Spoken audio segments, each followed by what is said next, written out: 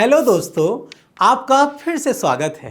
क्या आपने कभी कुछ पढ़ते, कुछ बनाते या फिर अपने दोस्तों की मदद करते समय ये सोचा है कि इन कामों को एआई और इंसान अलग अलग तरीकों से क्यों करते हैं? जब मैंने पहली बार आर्टिफिशियल इंटेलिजेंस के बारे में पढ़ना शुरू किया तो मुझे यही लगता था कि एआई हर काम में इंसानों से बेहतर होता है। लेकिन जब मैंने एआई को और अच्छे से समझा और इस्तेमाल किया तो मुझे पता चला कि ये हमेशा इंसानों से बेहतर नहीं होता है। असल में एआई और इंसान दोनों की अपनी अपनी विशेषताएं और क्षमताएं होती हैं।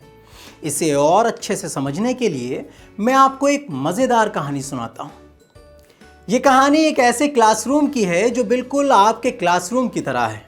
बस यहाँ आपका एक नया दोस्त है, कॉम्प एआई।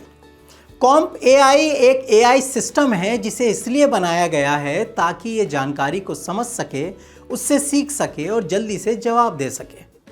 इस कहानी के माध्यम से स्कूल के पूरे दिन के दौरान हम देखेंगे कि कॉम्प एआई ने कैसे जानकारी को याद किया, किस तरह की ड्राइंग बनाई और क्लासरूम की एक्टिविटीज़ में बाकी बच्चों के साथ हिस्सा लिया या नहीं।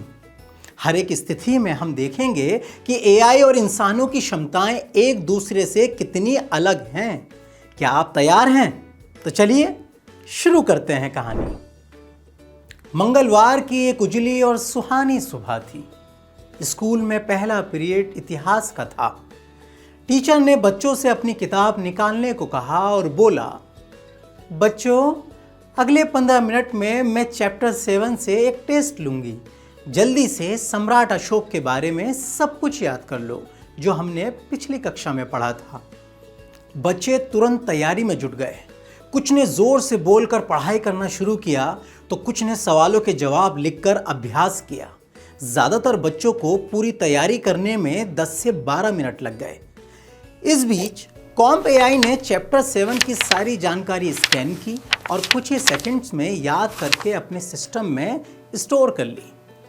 जैसे ही टेस्ट शुरू हुआ, कॉम्प एआई ने सारे उत्तर तुरंत दे दिए, मानो उसकी आंखों के सामने पूरी की पूरी किताब खुली हो। बच्चों ने भी पूरी कोशिश की। उन्होंने जो याद किया था उसे अपने अनुभवों से जोड़ा और उस जानकारी का इस्तेमाल कर सवालों के जवाब दिए। फिर भी कॉम्प एआई के मुकाबले बच्चों को थोड़ा अधिक समय लगा। लेकिन ये फर्क सिर्फ इतना सा ही नहीं है। चलिए देखते हैं कि आर्ट क्लास में क्या हुआ। बच्चों, किसी ऐसी याद के बारे में सोचिए जिससे आपको खुशी मिलती हो और फिर उससे जुड़ी एक ड्राइंग बनाइए। सभी बच्चों ने सोचा और ड्राइंग बनाना शुरू किया। किसी ने चमकते पीले सूरज के नीचे दोस्तों के साथ खेले गए क्रिकेट मैच का सीन ड्रॉ किया। किसी और ने हरे भरे पार्क में मनाए गए पिकनिक की ड्राइंग बनाई जिसमें बड़े बड़े पेड़ और साफ नीला आसमान था। और एक विद्यार्थी ने तो कुछ बिल्कुल ही नई कल्पना कर डाली। उसने ड्रॉ किया चॉकलेट से बना हुआ एक घर, टॉफी से बने पेड़ और आसमान में रंग बिरंगा इंद्रधनुष। इसी बीच कॉम्प एआई ने चुपचाप बैठकर सबकी ड्राइंग्स देखी। उसने हर बच्चे की ड्राइंग को स्कैन किया और उसमें भरे रंगों और आकृतियों पर ध्यान दिया। उसे दिखा कि ज़्यादातर चित्रों में गोल पीला सूरज, नीला आसमान, रंग बिरंगा इंद्रधनुष और हरे हरे पेड़ पौधे बने थे। इन सभी को साथ में मिलाकर कॉम्प एआई ने भी एक ड्राइंग बना दी। कॉम्प एआई की ड्राइंग रंग बिरंगी और साफ सुथरी तो थी, लेकिन वे ना तो किसी याद से जुड़ी थी ना ही कल्पना से।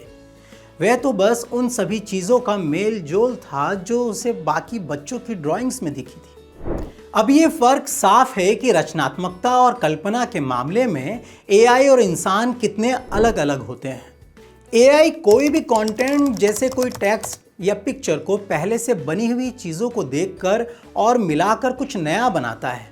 एआई की बनाई चीज़ें दिखने में ठीक तो लगती हैं, लेकिन उन्हें बनाते समय वे खुद कुछ नया नहीं सोच पाता। वहीं इंसान अपनी कल्पना और रचनात्मकता का उपयोग करते हैं, इसलिए उनका काम खास और महत्वपूर्ण होता है। अब देखते हैं कि सहानुभूति दिखाने में इंसान और एआई कैसे और क्यों अलग हैं। अगला पीरियड ईवीएस का था। टीचर ने बच्चों से कहा कि वे 4-4 के ग्रुप्स बनाएं और प्रदूषण से पर्यावरण पर क्या असर पड़ता है के विषय पर 10 मिनट का एक नाटक प्रस्तुत करें। सबसे पहले कॉम्प एआई के ग्रुप की बारी थी। बच्चों ने पूरे उत्साह से शुरुआत की। उन्होंने डायलॉग्स को ठीक तरह से बोलकर और साथ ही अपने हाव भाव से अपनी भावनाएं दिखाईं। फिर आई कॉम्प एआई की बारी।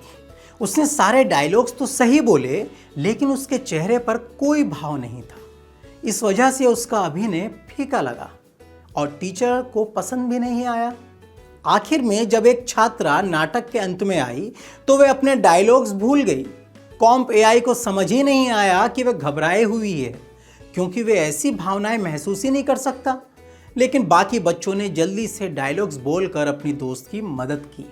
आपने भी अक्सर देखा होगा कि आपके दोस्त ऐसे समय में बिना कहे आपकी मदद कर देते हैं, और इसे ही एम्पैथी यानी सहानुभूति कहते हैं।